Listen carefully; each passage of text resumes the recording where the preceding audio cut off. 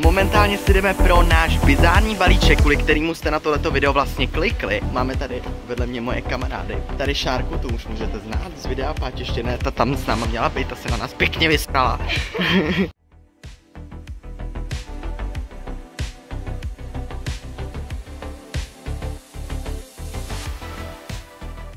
Cause I'm gonna call my name. Cause I'm going Can you blow my whistle, baby? Počkej, můžu se jenom kroknout do toho. Dobrý den, já si jdu vyzvednout tady zásilku 2U 7PY. Děkuju.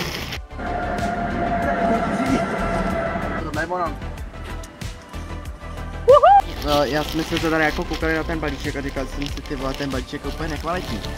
Odkud to jako tady je zabalil? To jako dala něco zásilkovna a teď jsme to otočili. God damn! No, to je docela improve, jakože. Že to vypadá hrozně jako kávový design nějak. Jakoby jo, no. Osobně mi asi nejvíc chybí černobílej tady o design. Jo. Ten byl asi nejlepší, ten modrý je také hrozně zvláštní, mi přijde. Jsem jako teďka viděl na TikToku, tak já vám to sem dám, že Borka říkala, že se jí nelíbí, že prostě na tom jsou jako obří loga. Já bych se strašně ráda chtěla vyjádřit k Tadeášový nový kolekci, protože tam je jedna věc, která mě osobně na té kolekci celý vadí.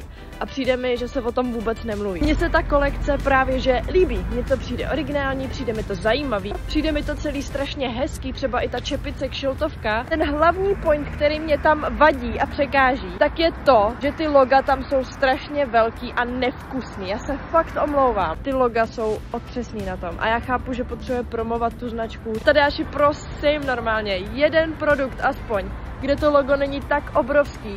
A normálně si to budu kupovat já a to mám normálně jako úplně jiný styl mimochodem. Což jako já osobně s tím napůl souhlasím, jako jo, rozhodně chci někde, aby na tom produktu bylo Tadeas.co, protože prostě je to jako v úvozovkách značkový oblečení, tak hej, jakoby chci, aby na tom byly prostě nějaká, jako to jméno té značky, ale zároveň jako tím, že to Tadeas.co třeba tam je prostě obří na zádech, tak potom to prostě automaticky působí jako youtuberský merch.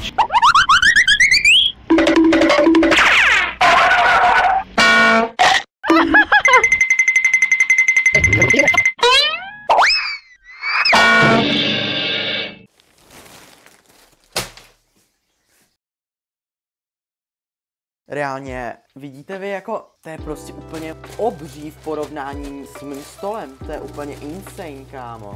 Osobně jsem si myslel, že jako už Tadeáše nikdy nepodpořím, není to vyloženě kvůli tomu, že by jsem prostě vůči němu byl nějaký hater, ale přišlo mi taky, že dělal poslední dobu jako docela odfláklou práci, co se týče těch termosek a tohle, že to prostě nebylo nic originální, že jako jo, dobrý kvalita, ale ve finále prostě jde o to potom, jak ten produkt vypadá a co to je, a jako sorry, ale modrou, růžovou a černou termosku si můžu koupit někde jinde. Ale tahle kolekce, vážení, a obzvláště tenhle produkt byl tak geniální a tak unikátní, že jsem si říkal, pane bože, Tadeáš se vrátil prostě. Tadeáš někdy říkal, že by jednou chtěl, aby jeho značka byla prostě známa pod tím jakožto Tadeas.co a ne jako, že je to jeho merch. Jenže on si s tím sám prostě nenapomáhá, protože kámo, doslova ty jeho mikiny, ty jeho trička, jako byly to geniální prostě věci, jo, ale pořád to vypovídalo o sobě tak strašně moc, že je to youtuberský merch. Basically to pořád se podobalo youtuberskému merchi, ale tohle, vážný, tohle je tak bizární produkt, že to neuvěřitelný. A ano, já jsem si ho koupil za své vlastní peníze. Proč jsem si ho koupil? Pokud mě nějakou dobu už sledujete, tak určitě jste zaznamenali, že já miluju módu. Já prostě se rád oblíkám trošičku jako bizárnic. Taková trošku jakoby úprava. Není to vyložit, že bych se akorát oblíkal jako bizárně, jakože bizárně, ale je to takový, že prostě rád ohledně toho oblečení jakoby vystupu prostě ze své komfortní zóny, že prostě všichni třeba nosí nějaký klasický, nevím, trička a džíny, mezi tím, co já prostě na sebe vezmu, nějaký specifickou vlastnost. To samý prostě, co se týče toho trička, asi takhle vám to řeknu, aby to nevypadalo, že prostě tady chodím v nějakých, nevím, ty vole, buchvíčem prostě. A tohle to jsem viděl a říkám si, ty vole, tohle já potřebuji na zimu prostě. Ty, co sledují Tadeáše teďka poslední dobou, tak vědí, ty, co ne, tak se nechte překvapit. Jo, nicméně musím teda ještě ocenit tady to nový Tadeášovo balení, že už to nepřijede takým tom černým pytli, ale že to actually jako přijde prostě v takovémhle branded, kámo, obalu. Jediná asi komentář, že ten pytel je strašně nekvalitní. Ale o to vůbec nejde, ve finále je to o tom, co je vevnitř, takže já to takhle posunu, abyste viděli, jak to otvírám. Snad je to vidět, ne?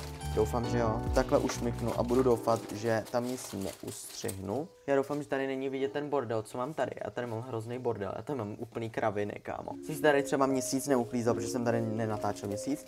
A ten produkt je kožich. Vážení dámy a pánové, tohle je tadeas.co kožich. A heleme se, prvních asi 500 objednávek dostane takovouhle klíčenku krásnou, já vám ji takhle ukážu na kameru.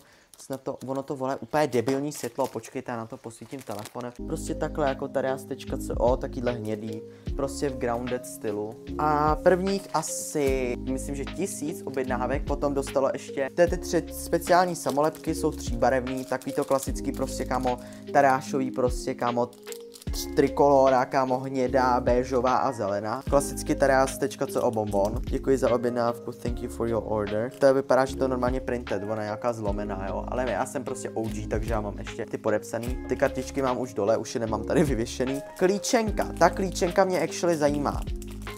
Takže můžeme začít teda. Já se omlouvám za ten stín, já fakt nic jiného nemám. Jo, co bych na to řekl? Asi si úplně na to nemůžu stěžovat, vzhledem k tomu, že je to zadarmo. Nicméně je to takovej prostě klasická jako cheap klíčenka prostě. Hele, řeknu to takhle. Kritiku k tomu mít můžu, ale jako bylo to zadarmo, jo, takže zase jako protože ty vole, je to reálně prostě dárek. A my si to teda jdeme rozbalit. Tak jo. Oh shit. Oh shit. Ty vole, to je kožich. Ty krávo, tak ten je hustej. Ty krávo. Tak to je hodně mazlivý kožich. Si ho schválně vyzkouším. Ty vole, ten smrdí jak Čína. On tady má i poutko. Lidi, on tu má poutko. No tak to je insane. Poutko je taky gumový, že prostě kámo se nebojí, že ti to urve celou tu bundu. Ty vole, to jako fakt smekám, ty vole. Tohle to normálně budu používat místo plišáka v posteli, tohle. Mojich 2500 za tohle bylo actually worth it, protože tohleto je reálně kvalitní. Že já jsem jako nevěděl moc, co od toho očekávat, ale tohle je actually insane, jako. A to logo ani zezadu není tolik vidět ve finále. Že ono je to takový, že jako jo, je to vidět, ale I mean...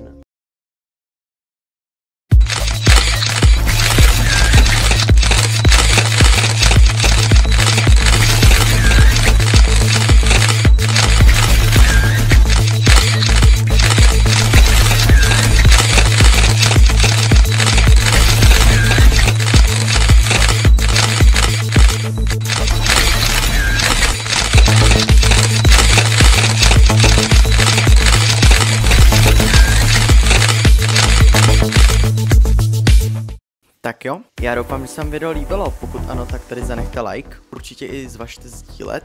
Já už tady nebudu dál obkecávat, protože stejně tady u tohoto nikdo nevydrží, takže snad se vám video ještě jednou líbilo, dejte like a odběr a čau, buenos amigas.